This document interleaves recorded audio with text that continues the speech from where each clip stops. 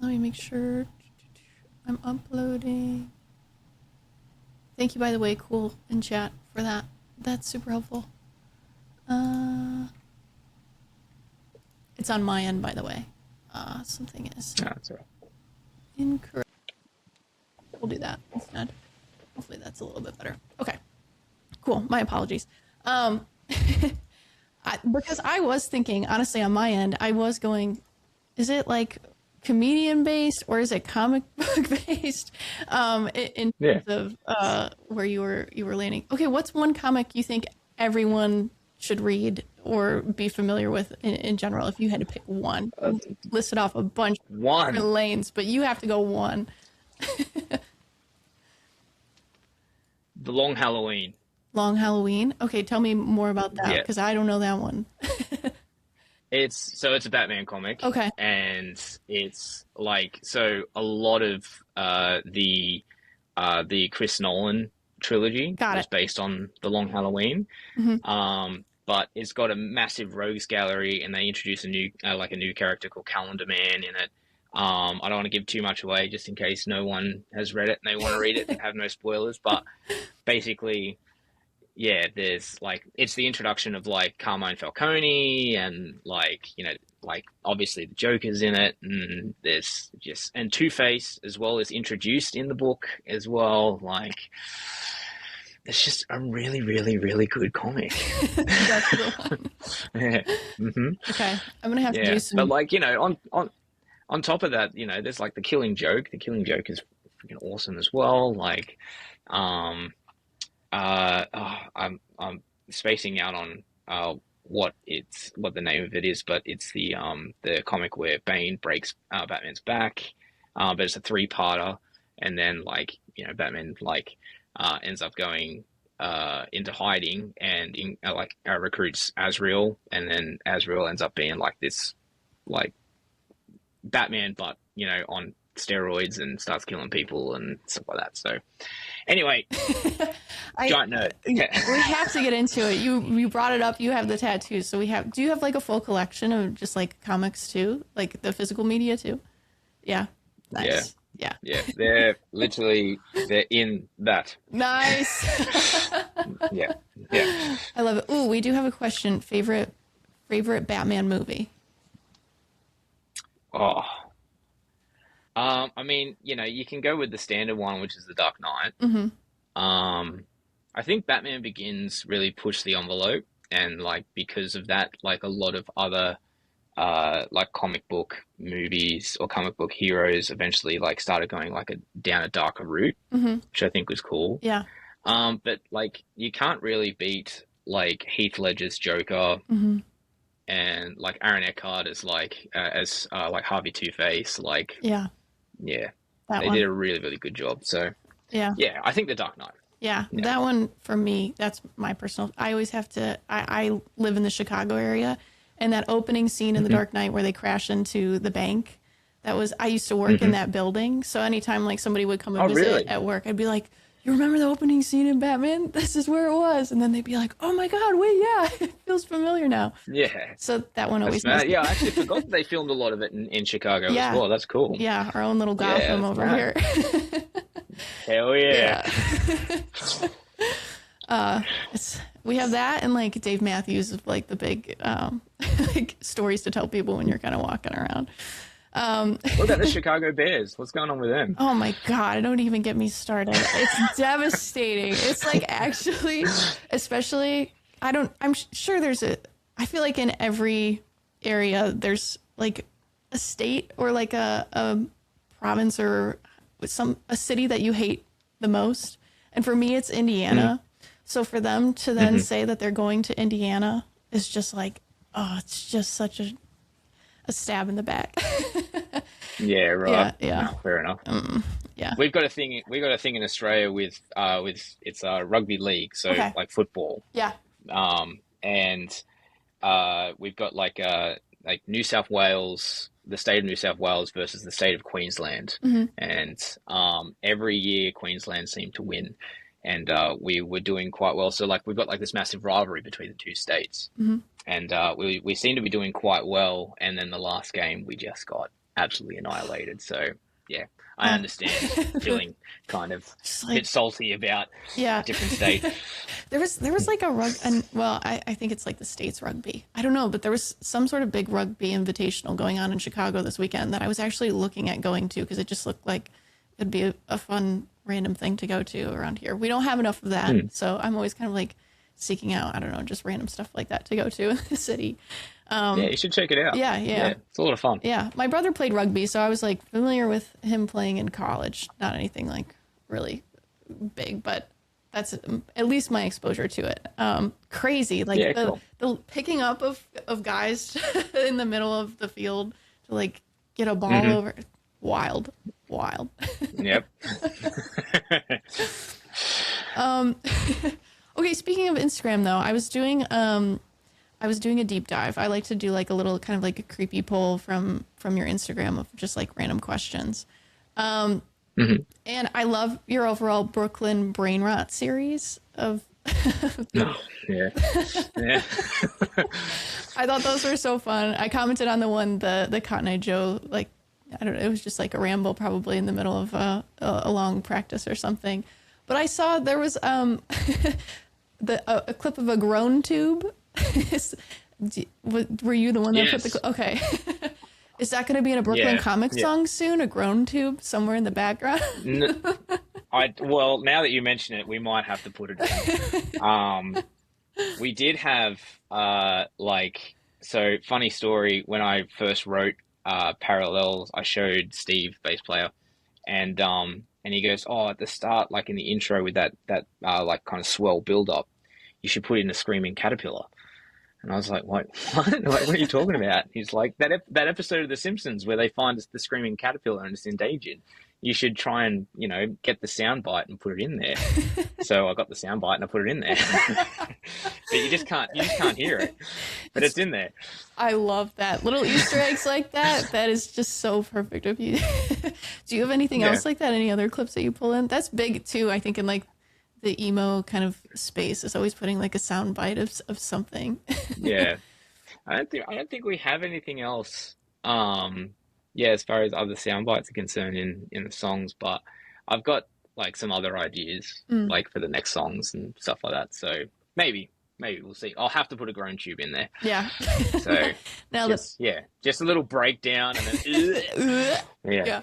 yeah. Just the most devastating lyrics you've ever heard ended by a groan tube. Perfect. Yeah, that's right. Yeah. Okay. Nice little segue here. Speaking of devastating lyrics, I was already kind of talking about Easier Said. That was the first song that I heard from you all. Hmm. And the lyrics, if I get better, will I lose the things that make me create? Also, just the line of what the fuck is wrong with me. It's so simple, Hmm. but like it just hits so hard because I think a lot of people ask that. But Easier Said, tell me a bit about the overall story behind that. That was by far the hardest song Mm-hmm. that I've ever written. Like the other ones kind of like flow a little bit more, Mm-hmm. but that one started off with like a time signature change near the end where there was like a change to like 6/8 and like the chorus was completely different and yeah, I ended up like scrapping it completely and then coming back to it and like the verses I was like not a fan of and then like it was actually my partner who was like don't change the verses. Like, do not, don't touch the song. The song's done. Like, I was like, okay, all right, fair enough. Yeah. Um, so, but yeah, I mean, the whole concept of the song is about how much I struggle to write when I'm in a good place. Mm. So, like, is creativity or like does creativity always have to come from a dark place, or does it always have to come from trauma? Or do you have to be in a specific like mental or emotional state in order to be able to be creative? And in this like at that particular point in my life, like I wasn't going through anything and I didn't have anything like in my head or in my chest or anything like that was trying to get out. So like it was like I was questioning my creativity to a degree where it's like the only way that like I can be creative. The only way that I can write music is if I'm going through something. Like that's not fair, kind of thing. Hmm. Um, like I should be able to be creative and still be happy at the same time. I don't want to be sad for the rest of my life. Like I want to have good stints in my life, and obviously have. Well, there's always going to be peaks and valleys, but like I want to be able to be happy. Yeah. So yeah, writing that song was like super duper hard, and it was just a massive question the entire time. Hmm. And so like if you read it, it's like it is just a massive question. Like if you read the lyrics, they're all just questioning everything. Like like what the fuck is wrong with me? Should I start over again? Cut off my family and friends just to feel more incomplete. Hmm. So it's like it's just constant questioning about the whole premise around being creative. Hmm. So yeah, I'm glad you like the song as well. I do. I Yeah. mean, also the line, the puzzle that's not worth the grief. When I Mm. heard that, I was like, oh, that's bars, as they say. I mean, that one, it's so funny that you say that is like the hardest song, and then that your partner was the one that made you keep what you had. What Mm. song do you think changed the most then as you were kind of writing it? If you were kind of going back and having revisions, but you kept, was there a song that you did change a lot when you kind of brought it either to your partner or your band from where it like finally ended up? I think the song that probably changed the most. I mean, like a lot of them kind of progress and they do change. Mm-hmm. Like especially I'm never really happy with choruses. So like I always try and make the chorus better. Like, oh, is there a way that I could sing this better, or is this melody really, going to be enough to be considered a chorus, that kind of thing. But I think the song that probably changed the most out of any of them, it would have to be between Happy Again and Lost Cause. Mm-hmm. Those two. Yeah. I mean, Lost Cause, it like if you've heard that song before, it starts off with like crowd vocals and stuff like that. Like that wasn't in there. The chorus was completely different. Yeah, yeah. And then like Happy Again started off like uh I don't know, like it started off a lot heavier and then ended up becoming what it is now. Like it kind of like builds into that heavy like last outro section. So Mm-hmm. yeah, yeah. I think those two are probably the most that have been kind of revamped and altered. But like even Plot Heavy, for example, like for the first song on the album, like that had a completely different chorus at the start. Mm-hmm. And then I went, no, I don't like that chorus. It sounds too much like Bring Me the Horizon. Like, there's nothing wrong with Bring Me the Horizon, but Bring Me the Horizon are doing their thing, Yeah. and I don't want to specifically plagiarize another band. So, Mm-hmm. yeah, yeah, that's pretty much it. It's fun. As you were mentioning Lost Cause, so you can't see it on your end, but at the same time as we're talking, we've just been listening to Brooklyn Comic in the background too throughout. Oh, Yeah. So, but as you were mentioning Lost Cause, that song was just finishing up, and then as soon as you started talking about Happy Again, we started listening to Happy, Happy Again. oh, So it was kind of like that was really perfect timing on your end of kind of leading into both of those songs. well, that's good. Just kind of cool serendipity right there. So I was going through also through your catalog and just kind of listening to some of your older stuff to August 25th. That song is really, really heavy. The first kind of opening line. Also some of the lyrics in there. I guess, I mean, you've always been kind of in this like really throw your heart out on the lyrics.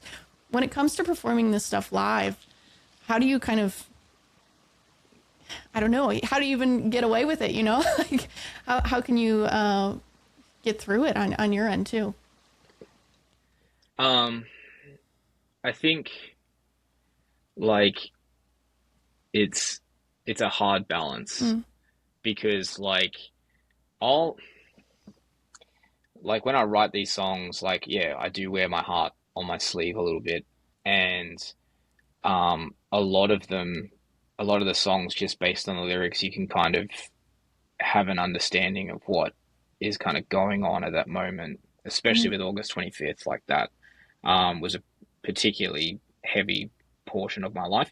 Mhm. But so, and I have cried on stage as well, like with like specific parts of specific songs, and even when I'm like doing like vocal practice and that kind of thing, and singing some of the songs, sometimes I will get a little bit emotional Mhm. with some things because it just brings up that moment of when I was going through that. Mhm.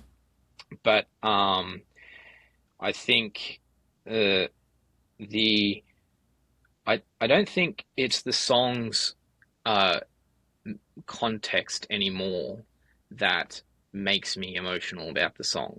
Mhm. It's when people are singing it. Yeah.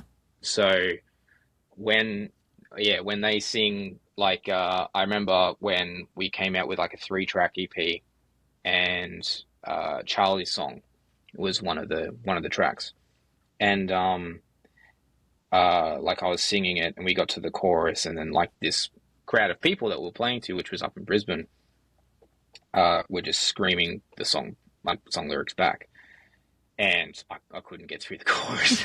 Like it was like That would just be. so yeah, just so heavy, just like this like emotional weight that was on me for the longest time was now shared. Mhm. And um yeah, like that's one thing that I never kind of ever want to stop or change about the band, is like because they're singing about the song or they're screaming the lyrics for a completely different reason Yeah. than what I was writing the song about. It Mhm. just touched them in a different capacity and a different way. Like obviously they were going through something where it's like, it's connected with them in that way. And I think because of that now it's shared, it just becomes even more emotional because now I have this emotional connection with people that I've never met before that have just heard the band. So um yeah, Yeah. yeah, it's a real hard fine line, and sometimes I just got to go, no, just, you Push know, it down. just hold it in, So, yeah, Yeah. I was yeah, gonna ask, has a fan or somebody ever come up to you at a show and kind of told you a little bit about what one of your songs means to them? And does that kind of change the context of how you see it? Is there any song in particular? 100%, Yeah. 100%. Yeah, like we've had like countless people come up to us like after the show, because I usually sit at the merch desk and just say hello to everyone and that kind of thing, and so people come up to me and go like, when I was listening to like Made for Someone Else, for example, like Hmm. that really spoke to me. And we kind of like have kind of conversations about it as well. Like, oh yeah, so like, are you okay? Like, is everything going all right? That kind of thing. And we'll just kind of talk about it. But yeah, yeah, I mean, it's countless the Hmm. amount of times that we've had people come up to us and say like this really spoke to me and really got me through something as well. So um, yeah, it's good. It's good that because like I believe that music is obviously the universal language, Hmm. and so for people to kind of have that experience and be able to connect with it that way, like it means that we're doing what we set out to do because our mission statement has always been to raise awareness for mental health and Hmm. to make people feel included in our space. So yeah, Hmm. yeah, And Made for Someone Else, you wrote for, or to share a perspective, for your bandmate Ellie. Could you kind of tell those that maybe who haven't heard it a little bit about the story kind of behind that song? yeah, yeah. So our drummer is a trans woman, um, and like I have got a handful of friends as well who are trans, and I just thought that out of like all the songs, everything that we kind of talk about, I think something needed to represent her, sorry, and represent like the community that she has. Um, so I obviously couldn't write it from my perspective. So I wrote it as if I'm having a conversation with X person that is coming to terms with the fact that they're trans, um, and how they they don't need to feel alone when they're with us. They don't need to feel isolated when they're with us, and that we're here to represent them, and we're here to accept them for who they are. So yeah, I think that's one of the main reasons why I wrote the song, and yeah, it kind of that song didn't it wasn't that hard to write either because I actually had Ellie write down basically an essay of her experience on realizing that she's trans and coming out and everything like that, and there was a lot of good kind of explanation, I suppose, to like what her experience is, and it gave me a good perspective to be able to have that, hypothetical conversation with the person in the song. So yeah. Uh, some of the lines in that, and I just wanted to like take a beat on it for especially because it's Pride Month, to kind of focus on it, but just the lyrics in that are just so beautiful and understanding, and I just specifically I love the line because there's at least over where I'm at in the States, there's a lot of controversy about things, and the line speaking the loudest but knowing the least, talking about people in the peanut gallery. Just I thought that was a beautiful line. Also, there's no one right way, no need to justify yourself, just beautiful all the way through. I love that song. I think everyone should listen to that song. Also, one of the most fun to play live. Let's go. One of the most fun to play live, yeah. So someone, Z1 Row, in chat said, who is that? That's gotta be one of. I was like, maybe I'm making a too far of a reach, but that's gotta be one of your mates. I don't want to like reach too far into that, but so you mentioned a little bit about like being a nerd and having like nerd status on things. Do you also play video games? Is that like a part of your nerd fandom? It's Declan. Yes. We got Declan. Of course. All right, Okay. Declan. Yeah. Did you happen to play Guitar Hero growing up? Was that like a founding? If not, that's okay. But I do have a question there. I want to. Look, I tried to play Guitar Hero. Oh man. I consider myself a pretty good guitarist. Like that's one of my day jobs is I teach guitar. So I consider myself a pretty good guitarist. I suck at Guitar Hero, like so bad. And I think it's because like, especially if you know how to actually play the song, it's like, it doesn't correlate between buttons and like frets and strings and that kind of thing. I'm just making excuses. I'm terrible at that game. So yeah, I think, as far as games are concerned, like, I don't know why. I think it's because Ellie, my drummer, has been constantly sending me Pokemon memes recently, and I don't know why. But it's now got me in the habit of playing Pokemon Go. Yep. And so there's that. But like, I love playing games like Red Dead Redemption 2 and The Last of Us, and I'm pretty keen for GTA when that finally comes out and stuff like that. So. But yeah, and like I try and find the time to be able to do it as well, because yeah, like we've got the band, which is pretty busy, and then we've all got our day jobs and stuff like that, so we're working pretty hard. But yeah, like I try and find at least a little bit of downtime to be able to decompress and play some video games. Yeah, video games are very important to us. Just listing Cater's favorite games. Yeah, Last of Us is a big one for me. I think everyone should play that game. That's like my top one. Hell yeah. Such a good game. So good. What do you think of the series? I didn't love the series.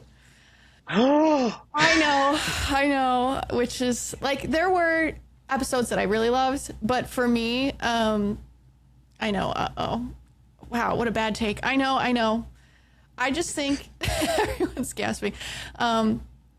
from my perspective, Ellie in the video games is a very strong female main character, can just get shit done, fucking just beats the shit out of people, climbs over stuff. And in the show, I thought they made Ellie to be a little bit too helpless for my liking, that she like needed the help of everyone else, which I understand was probably to like move the story along and whatever. But from my perspective, I thought the game was just like perfect. What's your take on the show? You can say whatever you would like.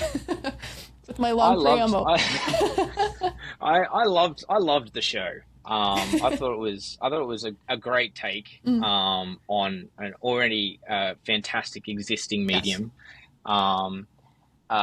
But you know, if I had the choice between playing the game and watching the show, I would probably play the game, because the show hasn't made me cry at the end of it like the game has. Yes. So yeah. Mm-hmm. Yeah.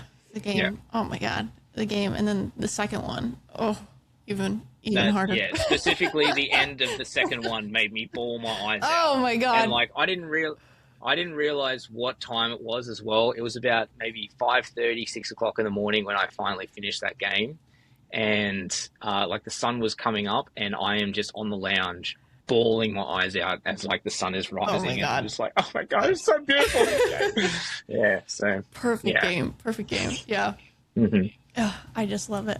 That's why, for me, I'm such a harsh critic of the show, because I'm like, it's perfect, but I understand they have to do their own creative liberties too.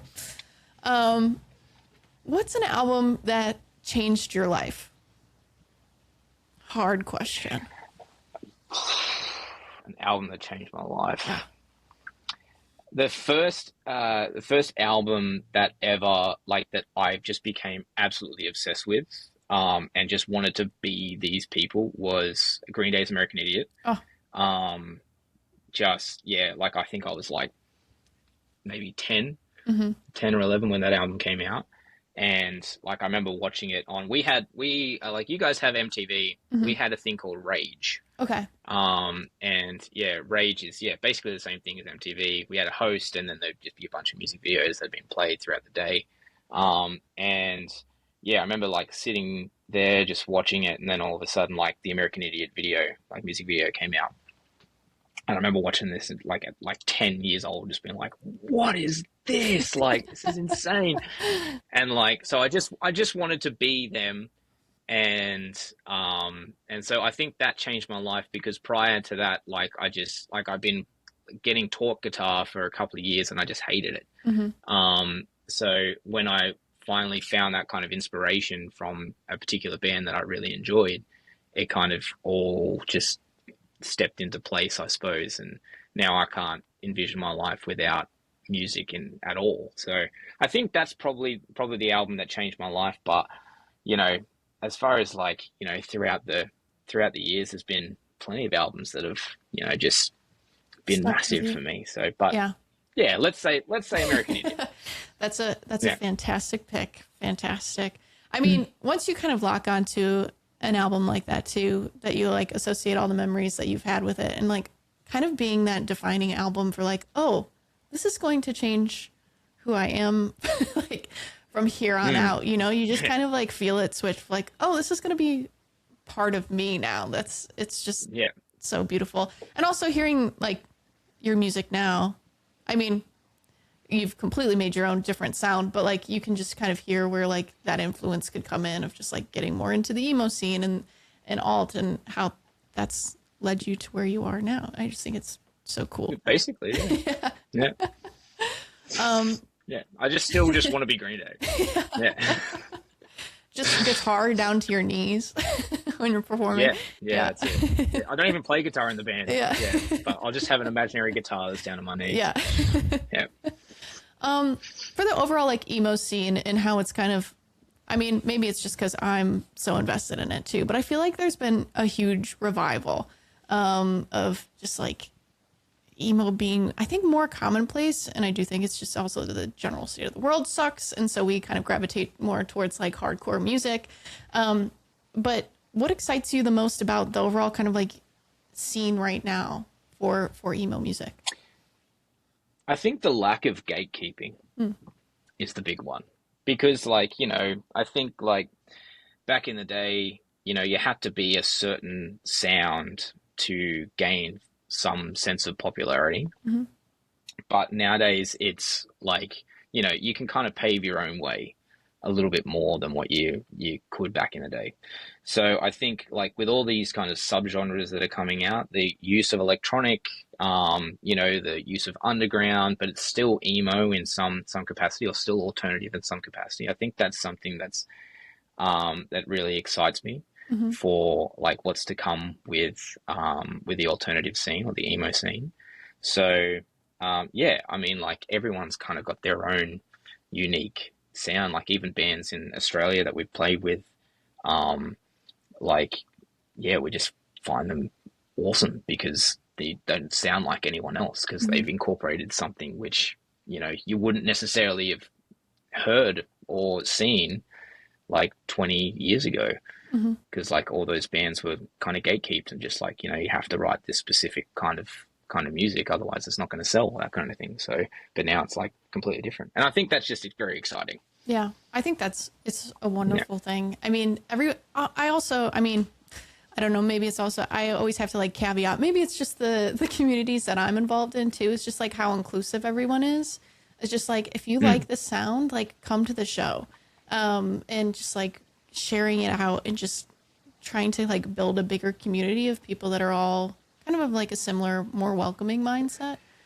I just think the email community rides so hard for like bringing more people in and also just making sure folks feel accepted, which I think early on wasn't always the case. You kind of had to like fit a certain, I don't know, kind of rougher around the edges mold, but now it's like anyone. Yeah, Yeah. an aesthetic. Yeah. You Yeah. had to Exactly. fit the Yeah. fit that aesthetic, or otherwise you weren't that way. Yeah. But it's always kind of been like that as well. Yeah. Like it's only just now in the last kind of like maybe 10 years or so, Hmm. where it's like no, like everyone can like this Yeah. kind of music. You don't have to look a certain way because like even punk in the 80s Hmm. and like the late 70s and stuff like that, if you didn't look a certain way, then you weren't really considered punk. Hmm. And then it's just kind of just evolved from there. And like the whole aesthetic of emo, for example, like the eyeliner and the straightened hair and the skinny jeans and everything like that, like that's gone now. Like Hmm. there was that aesthetic back in the day. That's what you would consider to be an emo, Yeah. but now it's more of a state of mind. Yes. Yeah. and, and everyone is going the fuck through it right now. So it just really Hmm. resonates, I think. I think that's Hmm. why it's kind of finding new roots and like, I don't know. It just excites me so much to see how much how, I don't know, it's just shifting. It feels like it's shifting and I love to see it in just like a really wonderful way. Mm. Are there any bands you think deserve way more attention, specifically also in the Aussie scene? Because I try to like kind of curate. I have my very own Aussie. I wouldn't call it emo, but Aussie like indie emo alt playlist where I only add in Aussie bands because oh my god, there's just so many fantastic bands making great music over there. Who do you think we should be listening to in addition to Brooklyn Comic, of course?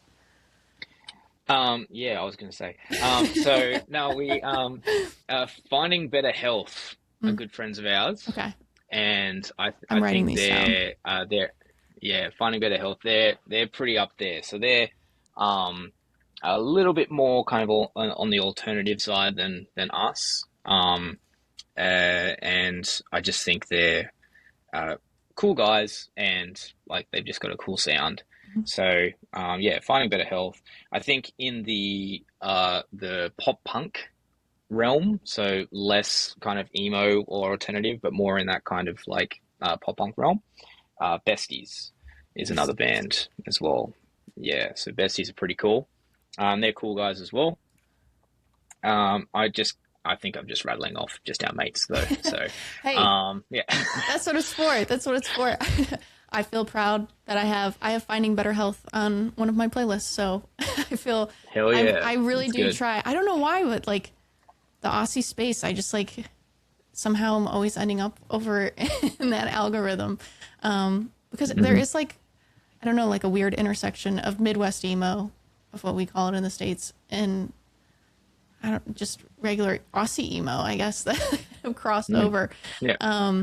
Which is it's just so cool. I love it. I know you have. I was looking at your Instagram and your Spotify. You guys have a little bit of a summer tour kicking off, if I'm not mistaken. Yes. Yes. Yeah. Well, it's a winter tour for Oh, us. sorry. Um, Oh, other side of the world struggles. yes. Yeah. Yeah. So yeah, in July, we're playing Melbourne first, then Newcastle, which is about 2.5 hours, 3 hours north of Sydney, and then we're playing Sydney a couple of days after that, and then we're playing Brisbane. So Melbourne is down in Victoria, it's at the bottom of Australia, and then Brisbane is at the top of Australia. But it's all along the east coast as well. So yeah, that's basically what we're doing, which will be pretty fun. But yeah, it's called the Needle Thread Tour, Awesome. and yeah. Awesome. Well, I got to make sure. For some reason, I have also a ton of offsies on Instagram that follow me. So I'm going to make sure that they know about your tour because I'm going to need some clips from it sent my way. Yeah. Yeah. Yeah. I'm thinking about live streaming one of the shows as well. So Hey, I don't know yet. Probably. if you need any tips, let me know if you're going to do Twitch or I don't know where else, Instagram too. But, a great question coming through. What is your favorite Australian snack food?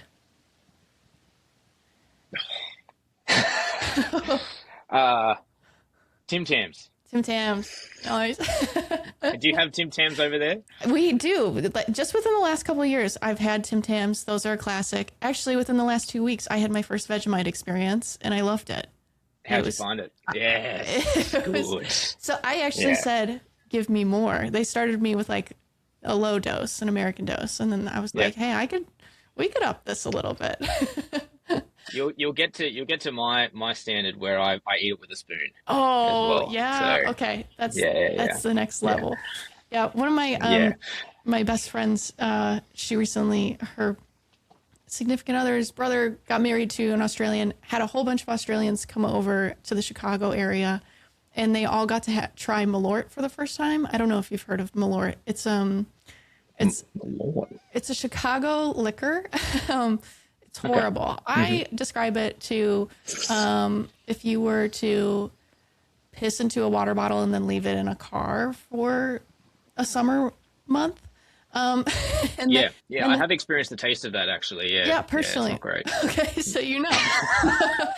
Well, if you ever come to Chicago, someone will make you do a shot of Malort. This is me prepping you to go, okay, it's gonna be bad, but like it will happen. Someone will hear your accent and go, you need to have a shot of this. All of the Australians really loved it. So who knows, maybe good news for you.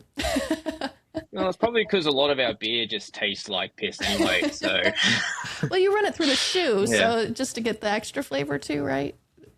You're familiar with the shoey. Yes, okay, I'm familiar. Yeah, that's good. Yeah, got to get a little extra salty. Yeah, the amount of times I've been at like festivals or shows and that kind of thing with American bands or UK based bands, and like people just start yelling out "Shooey," like they have no idea what it is. Pretty sure, I think it was architects that like just blatantly refused one year because he just bought these new Nike kicks and he didn't want to ruin them. Can't do that, not in front of a whole bunch of Aussies. It's the rite of passage. Yeah. Yeah.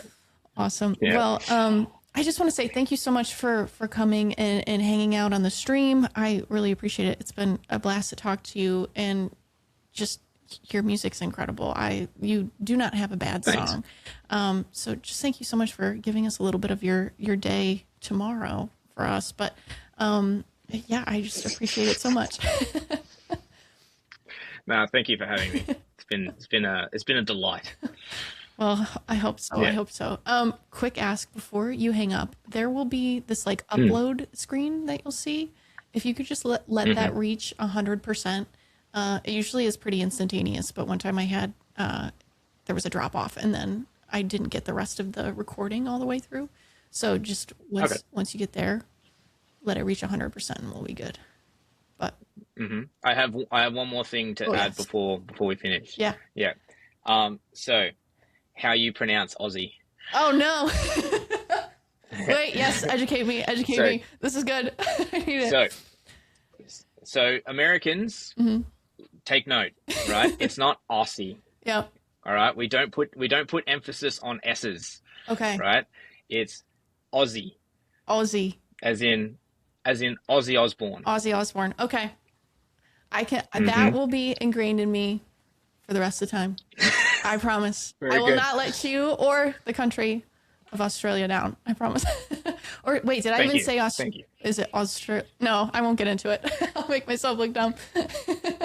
Just say Australia. Australia. Okay. I'll do that. I'll Yeah. do that. That's how we pronounce it. We don't go Australia. Yeah. We go Australia. Australia. Yeah. Okay. Just run straight off. All right. I will make sure I do that here on out. Well, Cool. Thank you. thank you. Thank you so much. Have a great rest of your day. Appreciate you. Thank you. Thank you for having me. See you later. Of course. Bye.